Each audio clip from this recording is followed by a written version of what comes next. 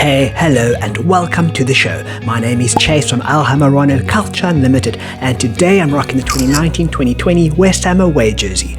Boys and girls, it's official. No Points November has officially started. After such a promising and admirable display throughout October, the Hammers start November in the worst possible way, a defeat at home against Crystal Palace. Stick around as I unpack this and more in today's episode of Hammerano Culture Unlimited.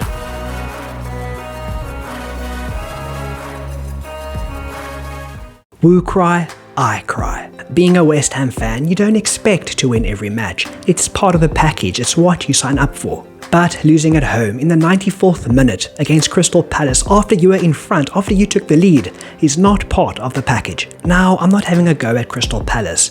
They're a great club and they have awesome fans, and as far as other London rivals go, I kinda like Palace. But here's the deal.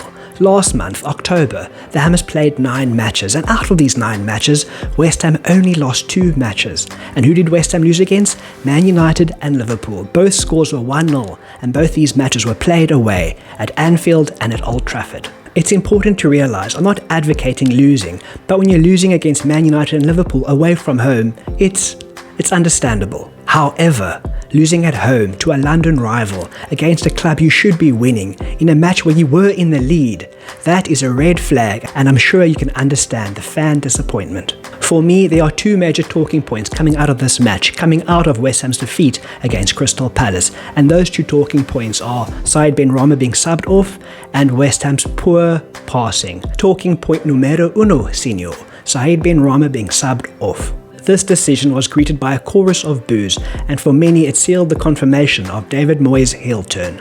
Like, what else must Benrahma do? He put the Hammers in the lead. Going forward, he is such an incredible threat, especially on that left-hand side, where he does all those tricks and wizardry, and he gets into the box and he's almost drawing a penalty every single time, or he's causing a serious threat in the opponent's box. Please tell me, what was the logic in that substitution? Why would you sacrifice such an obvious goal-scoring threat, such a strength? Why would we take that off? And my second talking point, painfully poor passing from the Hammers. You know, it's frustrating enough watching West Ham pass backwards and sideways, but in all fairness, when you're passing backwards and sideways, technically you're keeping the ball, and if you keep the ball, your opponents don't get the ball, and if your opponents don't get the ball, they cannot score. So in a way, I can understand why West Ham would want to pass backwards and sideways. However, if you're going to play keep ball, make sure you keep the ball.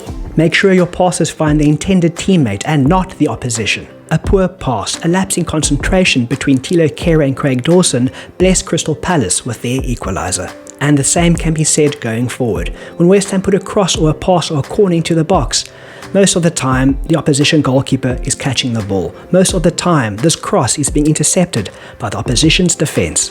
Why can't the Hammers get the basics right? It was a super frustrating weekend for West Ham fans, and on top of that, even more frustrating for the very few South African West Ham fans. Not only did the Hammers lose, but the Springboks, Proteas and Blitzbokke all failed to get the result this weekend. And I, for one, cannot wait to leave the sporting results from this weekend in the rearview mirror. Friends, that's enough from me. What do you think the problem is at West Ham? Why are the Hammers losing matches they should be winning? And why are the Hammers struggling to find the form they had in the previous 2 seasons? Especially when you consider all the new signings and squad investment. Do let me know your thoughts in the comments below. Guys and girls, thank you so much for watching. My name is Chace from Hammerano Culture Unlimited, and until next time, come on, you Irons. A lapse in concentration. A poor pass, a lapse in conversation. A poor pass, a lapse in